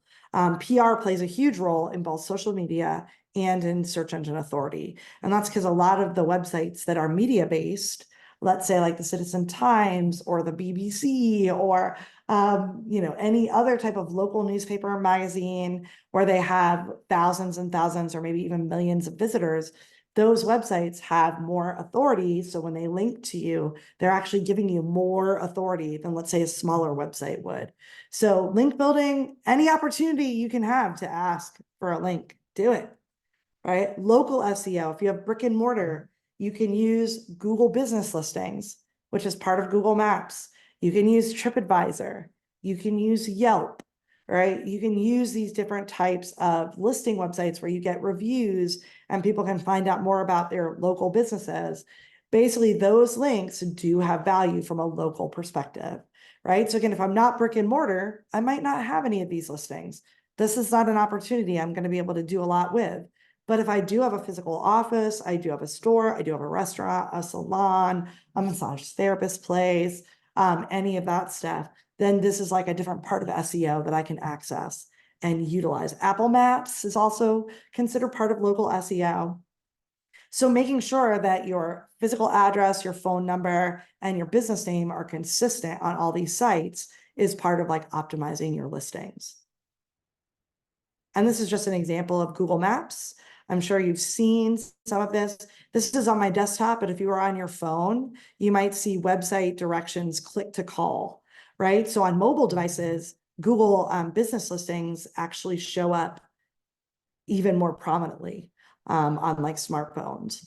And so a lot of times the maps are at the top of most smartphone results if you're using Google search on like Chrome or using the Google app, something like that. And so getting more reviews, making sure all this information is accurate.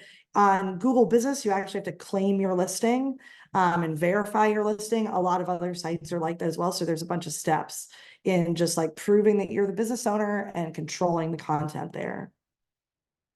Yahoo and Bing also have their own version of this. So this is not just a Google thing. It's part of like every search engine. And so you can actually check out Google Business Listings. I'm sorry I didn't change the name on this. They've changed to Google Business Listings, which is part of Google Maps. It was originally called Google My Business, but I'm sure the website is different now, but that link should still take you to the same place. And then if you have a brick and mortar location where you really want to drive more traffic to your geographic location, there's some great specialty tools. Moz has one called Moz Local that's part of their system. Last time I checked, it was less than $100 a year to use their tool. It helps you look at all your listings, make sure they're accurate, just a time-saving tool. And it can help you deal with some review management. And so it'll let you kind of really look at your listings and make sure there's nothing old or inaccurate out there. And another tool that's really fun is called Bright Local. You can try it for free for 14 days, which I think is great because you could do a lot in 2 weeks. I think they're probably around $30 a month, maybe 35. So not a huge fee, but they have tons of different tools built in as well, even bigger than the Moz tool, that are just very SEO oriented. So again, understanding competition, auditing your own listings, connecting into Google Analytics and your social media. So you kind of have a dashboard of different things. Facebook is interesting because it's a social media site, but Facebook business pages have now become kind of a bigger part of the conversation of local SEO because so many people go to Facebook to get your phone number and your directions and to get customer service and to write reviews. So you'll see some crossover there. And then, like I said, in the spirit of link building, if you're doing PR, never forget that all PR is online PR. And anytime that you're getting coverage or attention from somewhere, ask them to link to you, whether it's influencers, whether it's people who want you to be on their podcast, whether it's somebody in the media, whatever it is, whether it's a fellow small business owner who wants to exchange links. Like anytime you're talking about partnering with other people, promoting each other, cross-pollinating, figure out if there's a way that you can link to each other's websites. I feel like every link is worth it. And then e-newsletters also generate some links, but these are, again, more like social media, more like advertising. This is your brand linking to your brand. Google doesn't really consider that something that's building your authority. But if your e-newsletter does well, and lots of people click over, and they get to the website and they look at 3 pages and they stay for over a minute, that's actually building up your authority because their behavior is saying, we love this website, it's great. We found what we needed. We explored different things, right? So that like proof of a good experience, even though the link doesn't matter, the newsletter is still impacting authority. And like I said, that's the same thing with social media. Anything that you're doing out there, Facebook, Twitter, Pinterest, Instagram, TikTok, LinkedIn, Snapchat, YouTube even, which I think YouTube has a little more search engine juice for helping you get found, but the links that come from your YouTube channel are basically you linking to yourself. And so the search engines across the board are smart enough to know that sometimes you're supporting yourself and sometimes other brands, other businesses, other people are also supporting you. And again, there's different value to those types of relationships. I will say in the small business world, I'm a big fan of partnership and influencer marketing. I think influencer marketing is about finding one person that's already got trust with your audience. Same thing with thought leadership, if you want to go that direction. Thought leadership is kind of like the B2B version of influencers, where we have like an individual kind of personal brand that already has trust with an audience. It's an audience that we also have connection to, and we want to together kind of cross-pollinate and promote. But partnerships can happen actually between anybody, right? So it's not just influencers. I think there's tons of small business partnerships that can happen, on social media, on your website, in your e-newsletters. I think nonprofits and for-profits can partner together just to really tell more stories, engage people in a deeper way, and to share credibility and authority. And again, we've already talked about YouTube and Vimeo, but I wanted to just include kind of, and how do we sort of utilize our videos to the best of our capability? So using those natural keyword terms in the title and description. If you have YouTube videos, embed them on your website, embed them on your blog, share them on Facebook, share them on LinkedIn. Every time you view a YouTube embed, it counts as a view on YouTube. So you're actually building your search potential every time somebody watches it, right? And sometimes when you're looking at what pages and keywords to use, again, this will give you ideas for how to create more video. So I see a question in here. Oh, awesome. Just making sure. And feel free to jump in with any questions. The last piece in here, and that's part of the strategy piece, is tracking and reporting. So with SEO, there's one main thing that we're really looking at. Again, I've put in the link to Google Search Console, Google Analytics, if you're not using it. If you have something like Wix, they might have built-in analytics. That might work as well, because a lot of those will have SEO information in there. But I'm a big fan of Google Analytics because it's free. It'll usually integrates with almost every website. If you wanted to, like the Search Console, Bing has its own version called Bing Webmaster Tools. So if you want to know more about how you're performing on Bing, you can use that. They do hold like 10% of the market on some platforms. So they've been growing quite a bit. They were way down at like 3% for a while, but they have been like gaining traction as we move forward. And so again, I wanted to just show you with Google Analytics.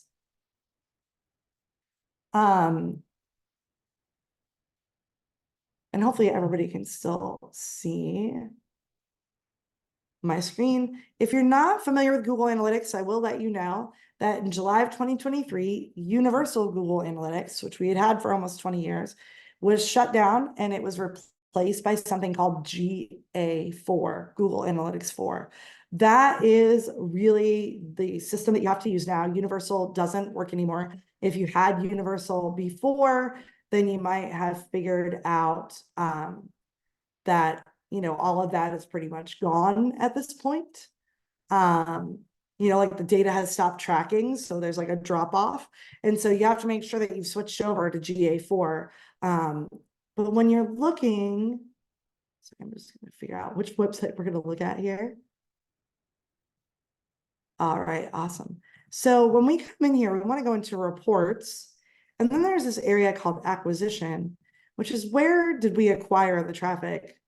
When we go into the overview, it's going to give us a little bit of information, just kind of screenshots of different things.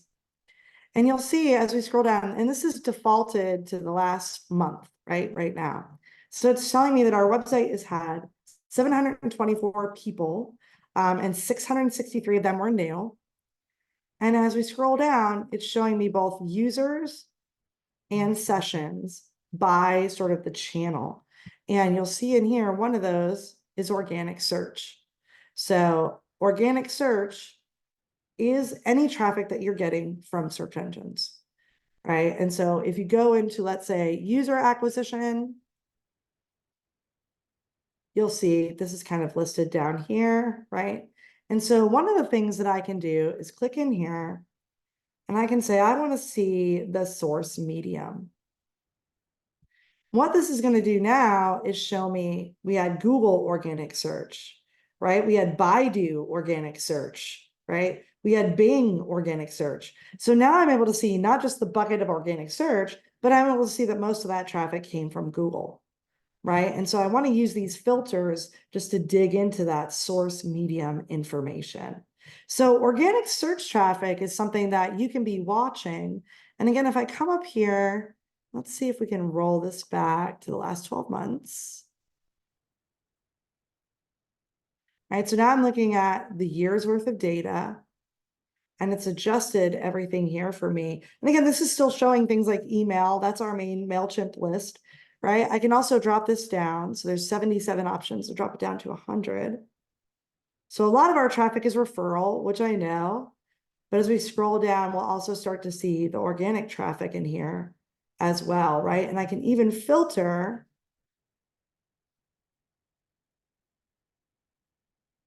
and just look at just the organic search traffic, right? There's also organic social. So if you search for organic, you might see the organic social, but I know that most of this is SEO. We don't do actually a lot of social media for this particular business, right? So Google Analytics is going to be really helpful in understanding, is your organic search traffic going up?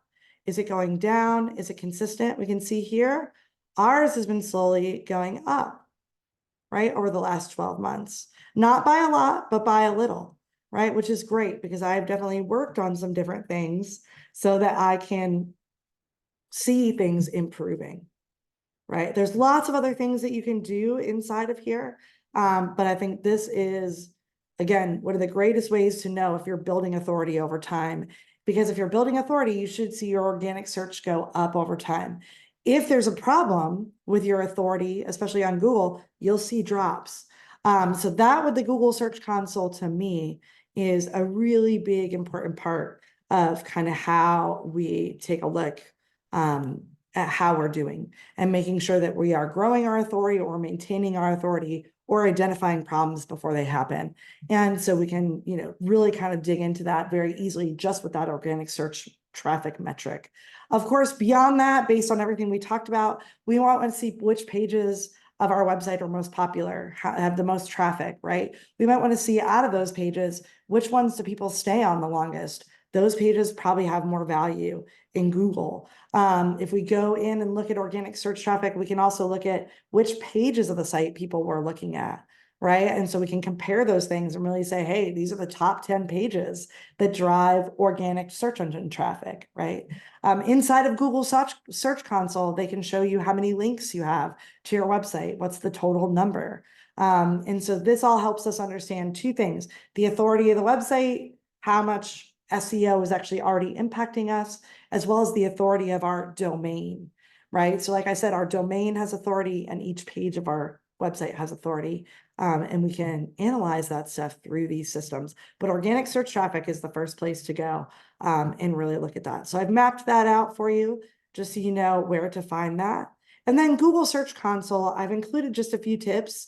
Again, I wish we had more time today to dig into this whole tool, not just the performance data to show you your potential rankings on Google. There's lots of other cool stuff that you can analyze from a technical end. I will say, if you ever hire an SEO person, having this tool is super helpful to have it already in place. It'll give them a place to sort of start their analysis. They might also use other tools like Moz or SEMrush or Ahrefs or any of the other SEO paid tools, but this gives them like a place to really start and for you to actually engage with them. And then I just wanted to share with you essentially what's going on with Google in the future as we wrap up. So there's some links at the end where you can come over, and again, you'll need a Gmail that's not attached to a Google Workspace right now. Google Workspace, there's limitations for how companies can access this, but if you have a Gmail, you can basically get into Labs and start kind of playing around with all the different AI that they're using. I'm a big user of Google Gemini, which you can also access for free. It's their version of ChatGPT, although it also makes images and does all sorts of stuff. It's not just text-based. But Google Labs kind of shows you all the different things that they're working on to take search engines to the next level, right? So Google.com, I feel sometime in the next year or two, is going to massively shift. And a lot of it has to do with the experiments that they're doing around how we use AI to create images, how we use Chrome browser tools to actually use AI while we're in a browser, how we do things like Google Gemini and search for things. This is what we call generative search, right? Where like the search, Google.com search features are about to become much more interactive, right? Where we can ask questions, ask follow-up questions. They're going to become much more visual, much more personalized than they even already are. They're building out some writing tools. They're building out music tools. They're building out different interesting sort of like image reading skill or like image reading kind of pieces where like if you are a creator, right? If you're in the arts, if you're doing different things like that, how can we have tools that help you play with that in different ways? How do we do different tasks? How do we write scripts, right? So this is everything they're kind of playing with and testing out. And their ultimate goal is really to, again, give us this different search experience. And I'm not going to play the sound on this video, but I do want us, oh, let me see if it'll play here. Oh. So let me just turn this down because I don't think I have the sound turned on. But I want you to see like their vision of how Google is going to be in the future, because this is what all these experiments in the search labs are.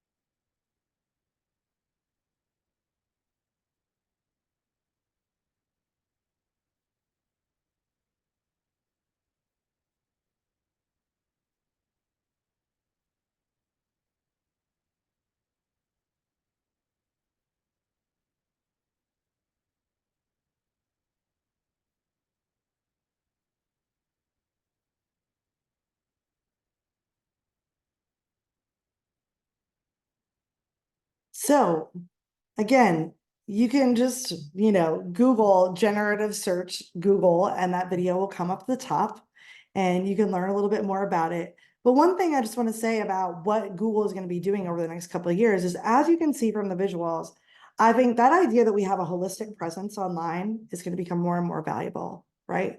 So as you can see, as you're asking the search engine questions, the AI is going to become more interactive and the results are going to incorporate more content from different people. One of the coolest studies I read in the last month basically said that as generative search is being tested, like I've been playing with it for the last few months, as you test it out, what they've learned is what's showing up at the top of Google, about 41% of it is from brands and companies that have never shown up at the top before. But because they're creating great content that people really love and find useful and interesting and entertaining, they're getting these opportunities to show up higher and higher around these very specific things that people are talking about. So this is where keyword research, content strategy, understanding your audiences, I think going forward is like the absolute cornerstone of everything we do from here on out. If we want to optimize, we're optimizing now for the experience, the whole experience that people are having. And so again, we're going to continue moving away from number one or top of this or top of that. And we're really just going to be thinking about how are our websites plus all of our other channels really great? How are they really serving people? How are they really engaging people? So if there's one thing I could say about all these different opportunities that we have as businesses, is that I would rather you chose one or two or three things, really invested your time in understanding them, really invested in how to do it better, and really committed, because marketing takes consistency, and really got those things in a place where they were generating results. There will always be more to do. There will always be thing 4, 5, 6, 20, 27, 35, right? Unless the grid goes down and there's a sun flare and all of our technology dies, we're really in it for the long term. And so to me, it's really valuable to think about how we don't have to do it all. We really just have to learn how to evaluate our websites, look at where we have traction, or if we're a new business, really think ahead about these things as we make our plans.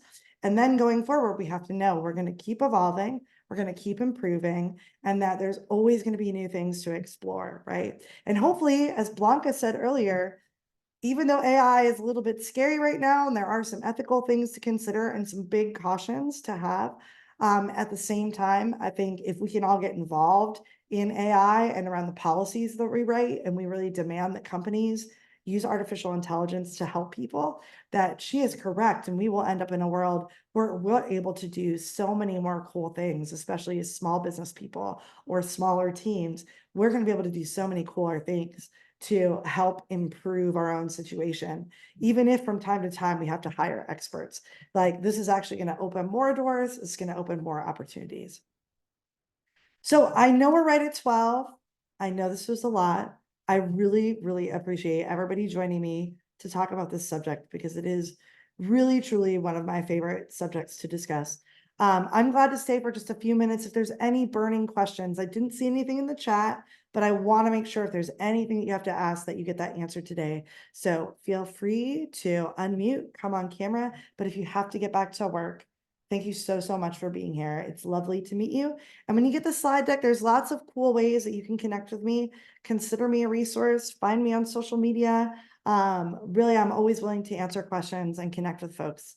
But again, thank you so much. And thanks for the great comments. So glad to have you here, Joy and Rachel and Shannon and Shanta. And again, for those of you who did ask questions, great questions today, super relevant. I really appreciate it. And again, Shannon, they're going to send the slides to everybody who registered on Zoom. So if you registered on Zoom, you will probably get an email from Western Women's Business Center. You'll get the slides and you'll get the recording as well. I would assume in the next few days, right? And again, thanks, Edna. Yeah, as soon as I have all the emails, I will send out the slide deck as well as the recording.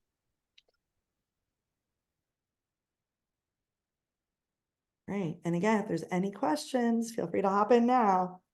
I'll stay for a couple more minutes just in case there's something somebody would like a little more clarity on.